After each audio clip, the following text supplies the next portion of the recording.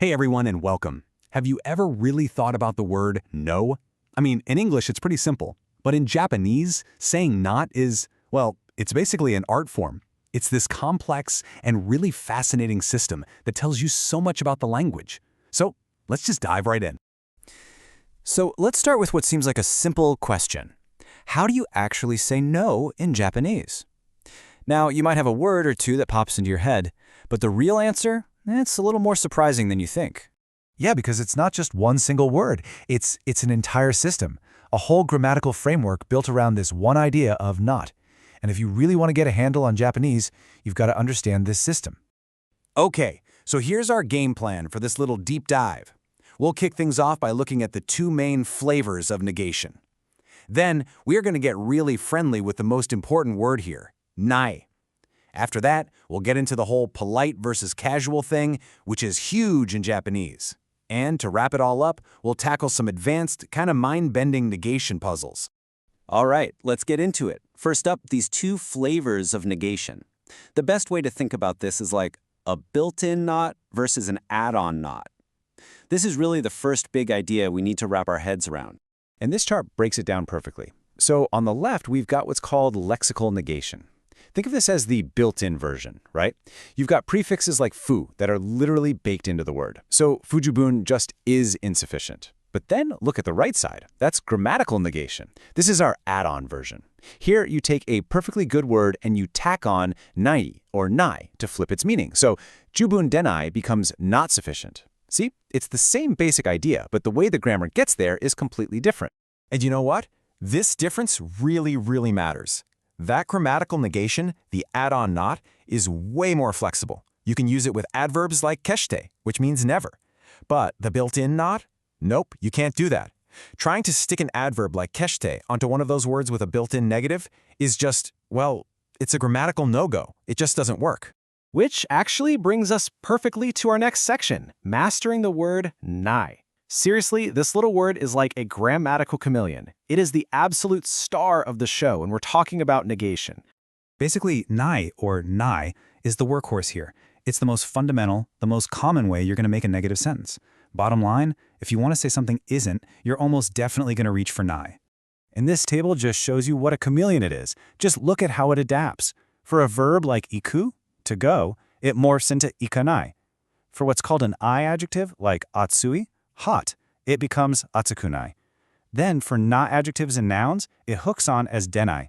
It literally changes its shape to fit whatever word it's trying to negate. Pretty cool, right?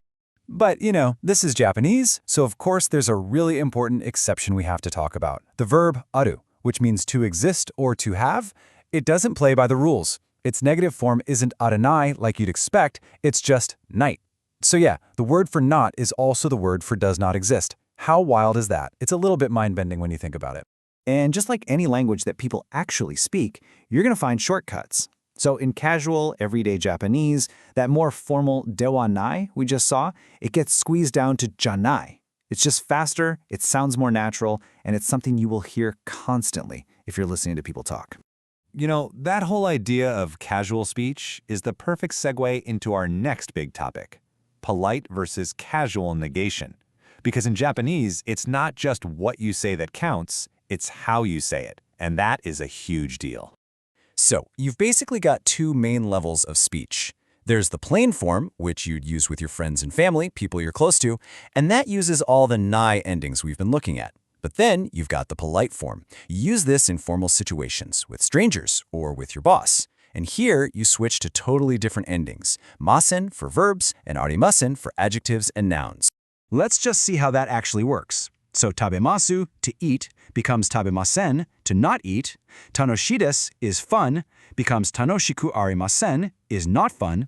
And gakusei desu is a student, becomes gakusei de wa arimasen, is not a student. You can hear it, right? The whole vibe of the sentence changes just by swapping that ending. But hold on, because there's a plot twist. Language is always changing, right? So a third, kind of newer polite form has popped up, nidus or nidus. It's basically a hybrid. It takes the casual form nai and just sticks the polite little marker desu right on the end. Okay, so let's put these side by side. First up, here's the classic, more formal way to say this job is not easy, using that dewa arimasen ending we just talked about. And now, here's the exact same sentence, but this time using that newer, more conversational form. Hear the difference?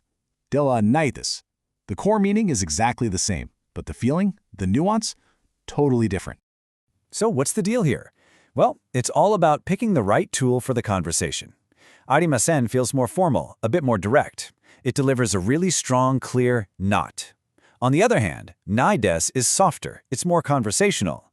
It feels like the politeness is aimed more at the listener rather than just stating a negative fact. Getting this distinction down is a huge step towards sounding more natural and socially aware. It shows you don't just know the words, you understand the feeling behind them. All right, let's move on to our final section, and this is where things get really fun. Let's look at some advanced negation puzzles. This is where the Japanese language really starts to play with the whole concept of not. So let me ask you this. What happens when you put two nots together in a Japanese sentence? You might think, oh, two negatives make a positive, right? But it's not quite that simple. This is what's known as double negation. In Japanese, it's niju hite, and it doesn't create a strong, firm yes. Instead, it creates this kind of weak or hesitant yes. It's a way of sort of agreeing, but not really. It's like saying yes with a built-in but attached. Just look at this example. Jikan ga naku wa nai. Literally, that's something like, time is not non-existent. I mean, if you just wanted to say I have time, you'd say jikan ga aru. But this double negative, it implies something else entirely. It's saying, well, it's not that I don't have time. You can just feel the unspoken but hanging in the air. It's a masterful way to be indirect and polite. And here's one last puzzle for you, the idea of scope. See, sometimes the not in a sentence doesn't cancel out the whole thing. Instead, it focuses on just one specific part. For instance, if I say, terebi o minai, it means I don't watch TV. Simple enough. But if I change the particle and say, terebi wa minai, the focus shifts. Now it means I don't watch TV, but, I might watch other stuff. That tiny little particle change acts like a spotlight, aiming the not at one specific word. And that brings us to our final thought for today. When you look at all this, from simple add-ons to polite endings to these complex double negatives, you have to wonder, when a language gives its speakers such a rich, nuanced toolkit for saying no, does that actually change how they think about negation itself, about disagreement? It's a really fascinating question, and it kind of makes you look at your own language and wonder what it reveals about you.